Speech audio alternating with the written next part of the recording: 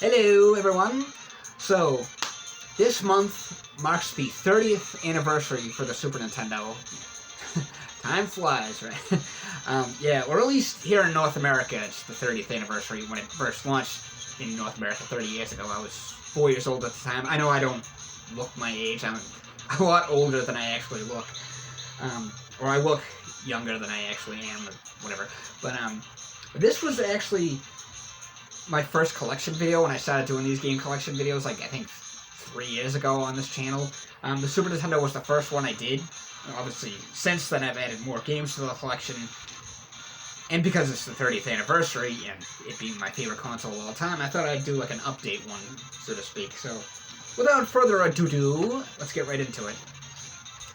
Now, first, actually, let me just quick disclaimer thing. There are some gems and stuff missing from my collection, which mainly because I have them in like other forms of media, so to speak, but like maybe I'll add them to it down the road or whatever. It's something I do actually am really thinking about adding to my collection is the Super Scope. Like I don't know, something about I just kind of want to get one of those for some whatever reason, like if I play it or not. But anyway, so for the box games, the first one is Street Fighter 2. The first Street Fighter 2, back when it was like, before they made like 9 versions of it. Well, whatever, not 9, but you know what I'm saying. This, I don't have the instructions, but I do have the box, obviously. And the other one is Mega Man X2, which is, I do have, is complete. It has the instructions. And actually, in the instructions, there's actually an ad, for the old toys based off the cartoon series, which actually that's kind of interesting. That's quite a throwback there. But anyway, where was I going with this? The thing with the but yeah, both these games I'd actually got for my 9th birthday back in '96. Jesus, that was 25 years ago. It was one of the happiest days of my life. But now let's move on to the unboxed games. First is Mighty Max, or Adventures of Mighty Max, or The Adventures of Mighty Max, whatever, based off the cartoon series, which is actually one of my favorite action cartoon series of the 90s. Like, well, my most favorite, I should say. The show to this day still holds up pretty well, I think. As for the game, it's okay. Like, it's not great, but not bad either, and it's just kind of confusing. The next one is Brutal Paws of Fury, which I think SNES Drunk had the best analogy of this. It's basically like Street Fighter mixed with Looney Tunes, and I don't know, it's kind of a guilty pleasure of mine. It's not a great game, again, but I don't know, like it's not amazing or anything, but I don't know, I kind of like it. Like I said, it's kind of a guilty pleasure, so to speak. So the next one is Ultraman, based off the old TV show that my brother and I used to watch back then.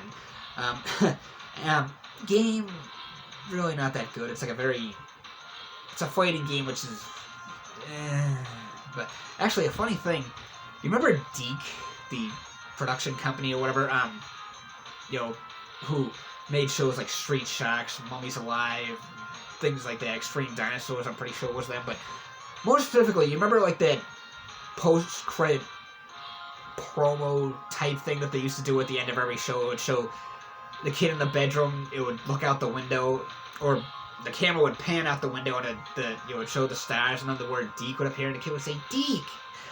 Well, if you like go, because I'm sure you can probably find that here on YouTube, or if you just want to watch one of the old shows or whatever the case may be, if you, like before the camera pans out, if you actually look closely, you can see an Ultraman figure on the kid's nightstand or bookcase or whatever, because I remember the toys were like 12-inch figures, so you can actually see a figure of Ultraman on the shelf. I forget when I first noticed that. It was quite a few years ago, but I just always thought it was kind of a neat little Easter egg.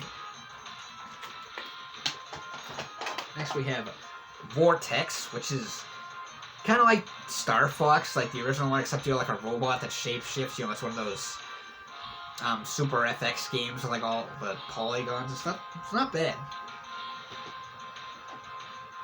Next we have Jurassic Park Part 2. The chaos continues. This was a game my brother used to rent all the time when I was a kid. This was before The Lost World. It was kind of just like a direct sequel to the game based off the first movie for whatever reason. But this is definitely a very underrated game that tends to be overlooked. It's kind of like Contra in a way. Like it has kind of the same vibe to that, and it has like a stage select screen. It's actually a pretty good game, you know. Next is Secret of Evermore, or wait a minute. Yeah, Secret of Evermore. Sorry, I'm throwing a brain fart there. Again, a game that I feel like kind of tends to be overlooked. Another game my brother used to rent all the time when we were kids. To be honest, just maybe this is like an unpopular opinion, I always kind of like this better than Sword of Mana, or the Sword of Mana games. Like, you know, but... Then we have Arrow the Acrobat, you know, classic platformer. You know, this was, like, you know, during the 16-bit era, we saw a lot of platformers come and go that tried to compete with Mario and Sonic and stuff. Most of them kind of faded into obscurity. Some have resurfaced in recent years. And we have Stunt Race FX, you know, a racing game which uses the FX chip. An okay game. Like, I mean, I loved it as a kid. You know, play it in recent years, and it's...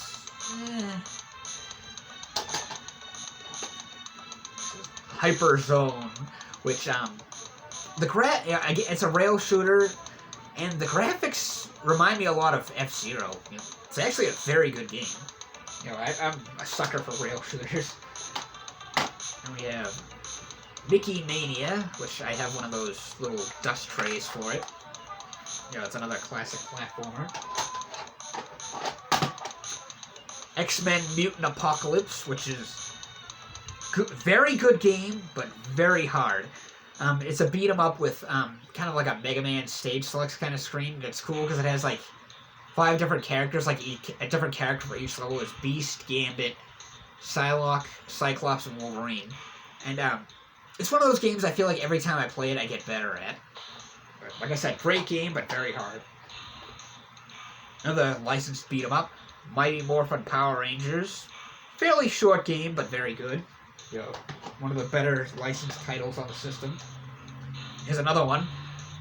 Real Monsters, based off the Nickelodeon cartoon series. Again, this game tends to be... This was like... I actually don't even remember this game from back in the day. It was one that I bought like kind of on a whim, like quite a few years ago, and I'm like, wow, this is actually a pretty decent platformer. Another licensed game, Batman Returns, the beat 'em up, which, I mean, it's a beat 'em up based off the movie. A very good one. The music is awesome. Next we have Clay Fighter, a fighting game by Interplay that's characters are made out of clay. I think my favorite was always Ichabod Clay, and some of the others like Taffy and Badman, Mr. Frost, who were pretty cool too. Actually, funny story. Because the SNES era was when I was in elementary school, I remember, I think I was in 4th grade, or maybe it was 3rd. A couple of my friends and I were, it was the Christmas time, you know, holiday season, whatever, and there was this big orange plastic snowman outside the gymnasium, and there was like a little, like, ballot box and, like, things of paper and pens and stuff, so you could, like, because they were like, give this snowman a name or something, so my friends and I, like, each, like, wrote down a name to put in, like, to submit for the name, and I put in, Bad Mr. Frosty. I don't think that got picked. I think it was my friend, if I recall correctly, my friend Tim, I think his name actually got picked. But, I mean, the name that he submitted got picked for the snowman thing. This is, and we have Thunder Spirits, which, funny story, this one I actually heard about through the show Nick Arcade quite a few years ago. You know, those shows would, sometimes people would put them on YouTube and then they'd get, like, flagged down or whatever. But, yeah, this is where I heard about this game. It's a side-scrolling shooter, space shooter type game. Very hard. Tiny Toon Adventures, Wacky Sports Challenge. It's like a little party sports game. It's actually for 4 players, you know, it uses that adapter thing. The Lawnmower Man, which that title I always thought, I mean that cover I always thought looked kind of funny. I think that was the cover for the movie too, because that's the thing. This is based off of a movie, which was loosely based off the Stephen King tale, because that was the thing. The Stephen King tale was about a guy who killed people with his lawnmower, hence the title Lawnmower Man. So then they, like a lot of Stephen King tales, they wanted to make it into a movie, but then they turned it into something about like virtual reality and computer viruses.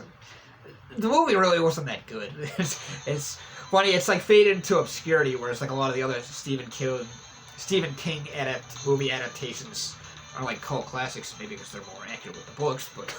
But yeah, as for the game, it's yeah.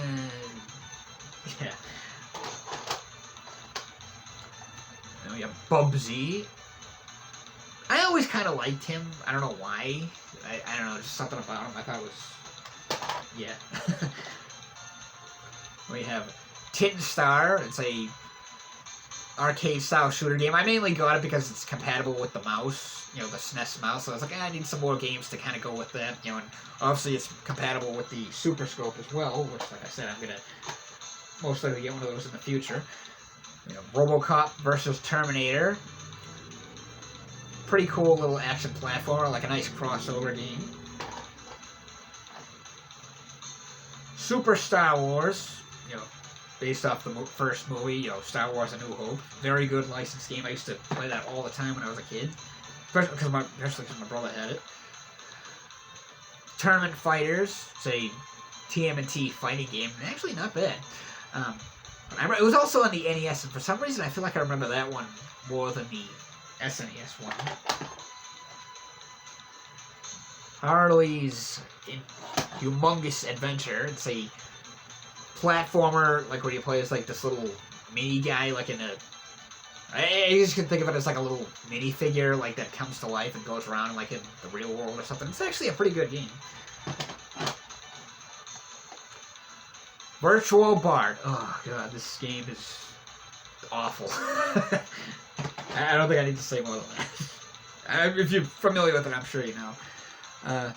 King Arthur's World is kind of like Lemmings in a way, or something like that. You know, it's with, you know, medieval times again, and this is also compatible with the mouse. Captain America and the Avengers. Arcade game, awesome. This port, not so much. Clock, you know, interesting little platformer that I have a lot of great memories with. Plays like this, like everything is like. I like the clay art style on the cover, even though the gameplay looks more cartoony and stuff. But I always love the yeah. Pilot Wings, definitely a classic. Yeah, I remember my stepfather always loved this game too. This was one of the first games my brother bought for his Super Nintendo. I think he got it from Toys R Us. And I remember it was like he would like go away till, I mean, he would like spend the night over a friend's house or something, you know, slumber party or whatever, and something. And my stepfather would say like, hey, can we play this while you're gone or something? It was like my stepfather would kind of work, and I would work together. Like he did the plane level, and I did the skydiving. Rise of the Robots. You know, terrible, very generic fighting game, but I always like the music in this game. I don't know. I just think it's something about it. I guess you could call it a guilty pleasure, the music. Then we have Bob, another very overlooked platformer. You know, action platformer. He plays this like robot guy. And Super R-Type, you know, classic shooter game. And the Terminator, based off the first movie. It's pretty good. It's kind of like Contra, but not as good, and the levels take an eternity. One thing that's kind of weird with this game is that when you jump, because you're not the Terminator, you're Kyle Reese, who's a human, but when you jump, it makes like this kind of like electronic whoosh sound. It's hard to describe. It's, like I said, it's just kind of weird. We have Troddlers, which never played it, but I kind of just bought it because it's mouse compatible game. Like, it was like, I have the Mario Paint with the mouse and everything, and pad and everything, so it's like, it's like, might as well get some more games that are compatible with it. Tetris Attack. Classic game. It's actually a different game in Japan. I think it's called, like, Panel de Pon or something, than in, for the North American version, they reskinned it with, like, characters from Yoshi's Island. But yeah, this is a very good game. My brother and my neighbor and I played the crap out of this back in the day. A lot of great memories with that game. Joe and Mac, who I guess this version belonged to a guy named Norman. But yeah, another classic game. I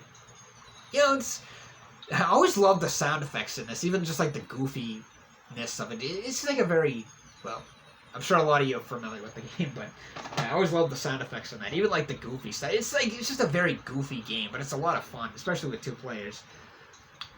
Weapon Lord, a fighting game that was mainly made for the, what the heck was that thing called? The X-Band, I think it was called. It was like basically like an online thing.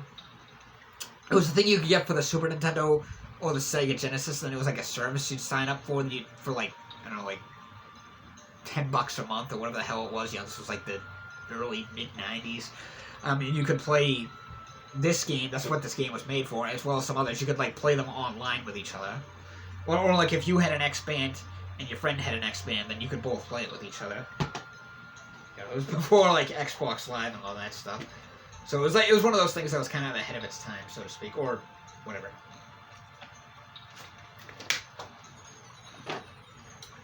Next is Super Bomberman 5, which is actually a reproduction card, which is why the cover art looks a little bit wonky. Because I don't think this one was ever released outside of Japan, which, so it's like a modernized, it's like a, Americanized reproduction type of thing, or a translated one, I should say. Toy Story, based off the first movie. Pretty good platformer, but very hard.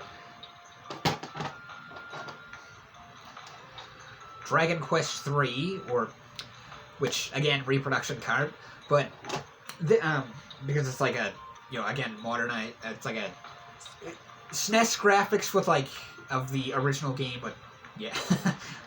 But it's it's the original game, which was on NES and then on Game Boy Color and stuff, but, this is one with, SNES graphics, and it has, the, obviously, the modern, American translation of stuff. Of course, the NES and Game Boy ones did too, but that was back when those games were called Dragon Warrior here in America, because I guess it was I guess Dragon Quest was trademarked at the time or something.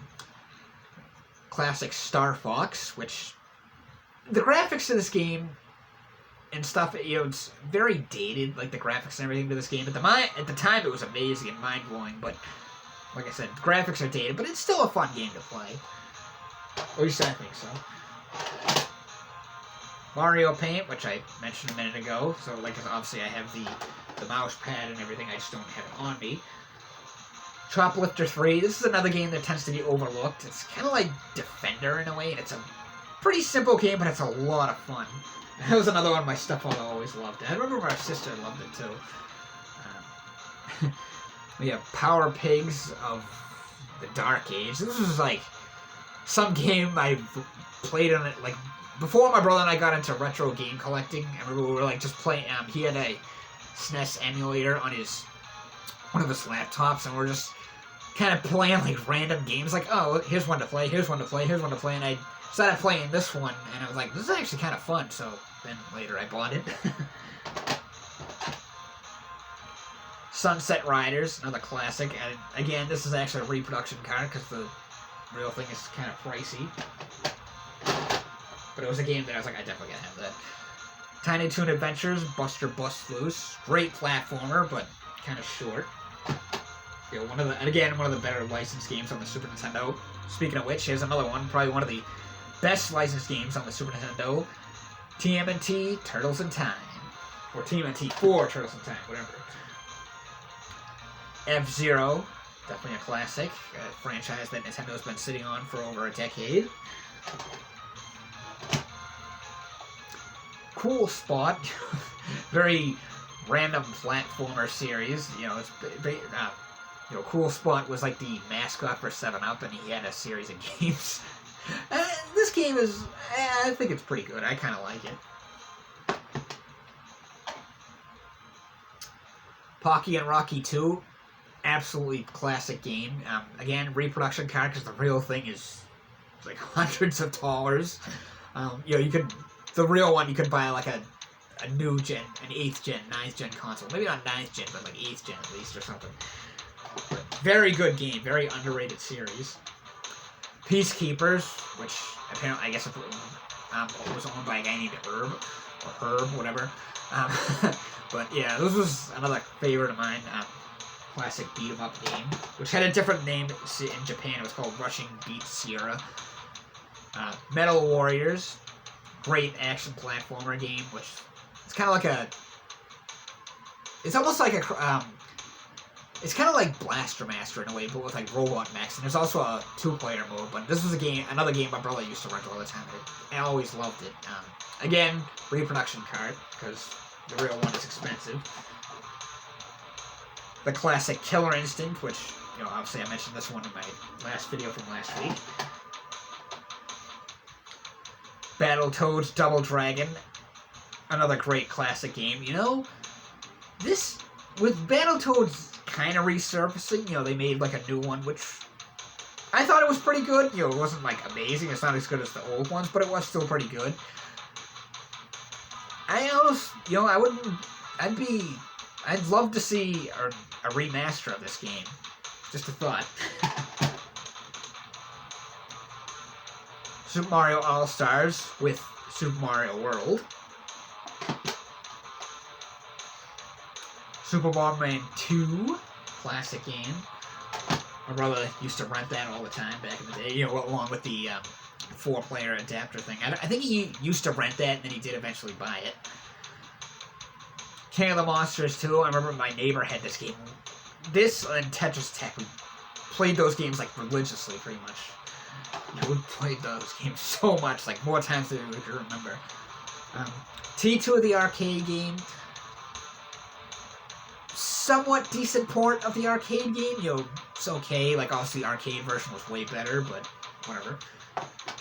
And finally, SWAT Cats, the Radical Squadron, based off the underrated action cartoon series from the 90s. You know, once again, reproduction card, because the real thing is expensive. But yeah, that's my SNES collection. And next week I'm going to do another, kind of keeping up with the...